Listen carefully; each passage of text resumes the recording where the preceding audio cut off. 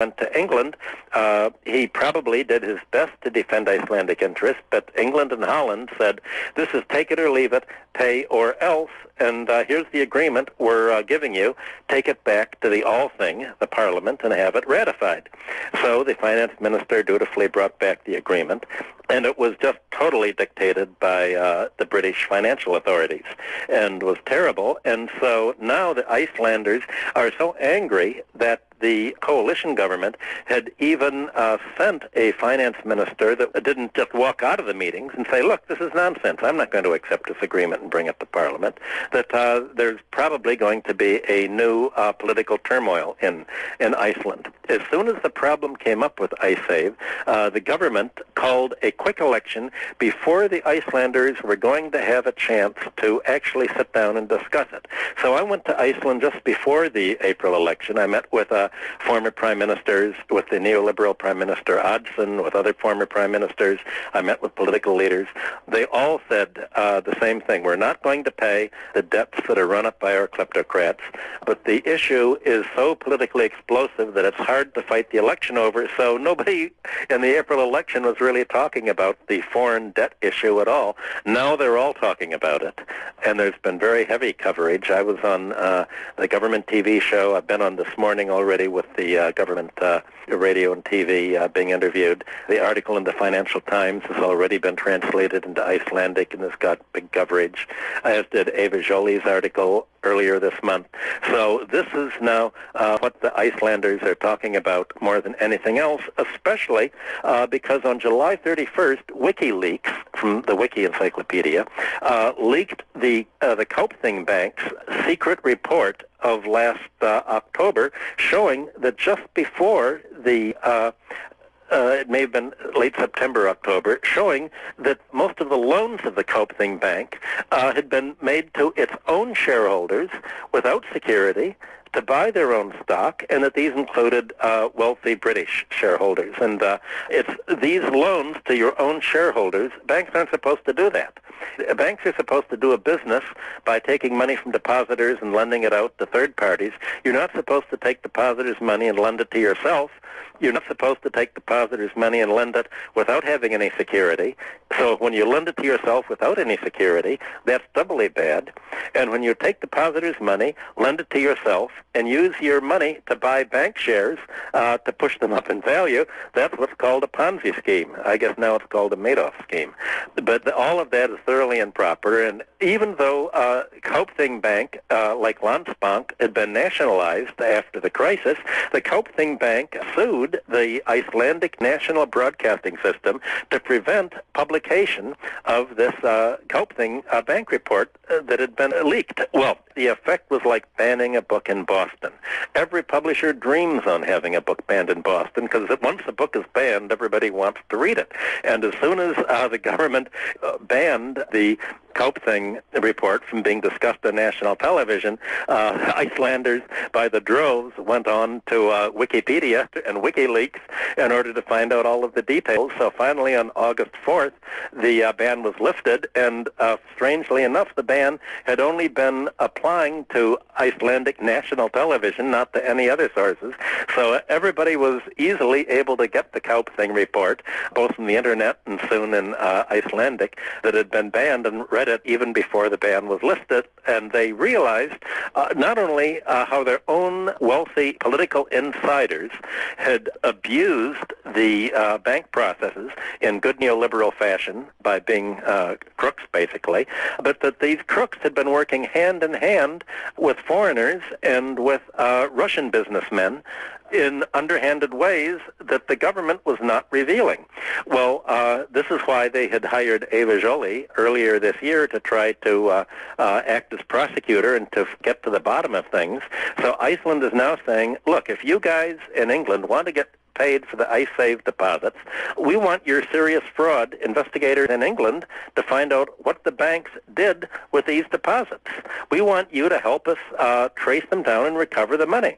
We'll be glad to pay the depositors out of the money that you help us recover. Well, so far, England has not helped them recover a penny, as far as I know. And this obviously gets the Icelanders angry also. They say, wait a minute, you want to get paid and you're not even helping us trace down our crooks and what they've done in your own country? This is what it's come to. I'm speaking with financial economist and historian Dr. Michael Hudson. Today's show, Iceland recovering from neoliberal disaster. I'm Bonnie Faulkner. This is Guns and Butter. Well, Dr. Hudson, according to you and according to Ava Jolie, if Iceland were to submit to austerity measures, only its natural resources and strategic position will be left. And then what would Russia's reaction be? Well, it was she who brought up the question of saying, here Russia is going to find Iceland rich for the picking. Right after the ice save crisis last year, Russia offered a $5 billion loan to Iceland to help it get out.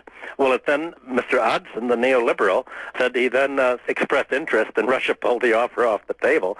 But obviously there's a discussion in Russia and saying, wait a minute, here's our chance to break up NATO. If Europe says we don't want Iceland as part of Europe unless it pays the British kleptocrats and the Labour Party under Gordon Brown, well, why don't you join a reconstituted Comecon? Why don't you join the Shanghai Cooperation Organization? So you can be sure that Russia, BRIC, the Brazil, Russia, India, and China alliance, they're going to say, you don't have to be part of the NATO trading bloc. You can join the Shanghai Cooperation Organization. We need codfish. The Japanese have done really bad overfishing in Asia and the Japanese Sea. The fish catch is going down because of the anti-environmental practices of Japan. They're treating essentially the whole fish stock like they've been treating the whales. Kill everything you can and make as much money as possible, and then there won't be any more, but we'll be dead, so we don't care. So Asia has always had a very fish-based diet. Russia can say, wait a minute, Iceland, this is very interesting. NATO base was closed down last year when Mr. Hudson left the government. And Mr. Hudson told me that George Bush said, don't worry, we're going to leave the NATO base in Reykjavik open as long as you're prime minister or in the government because, you know, you've been a good friend of the United States, and Iceland has. But after the neoliberal party was out, America really had no reason to keep the air base in Iceland anymore now that we have jets which refuel in the air. And so the Reykjavik NATO base has been turned into part of the commercial airport system. Well, Russia can say, well, we'd like a base there. And by the way, there's also a fight over the Arctic mineral rights. We'd like your sea rights. You don't have the financing to defend these rights or to exploit them, but why don't you come and join the Russian group?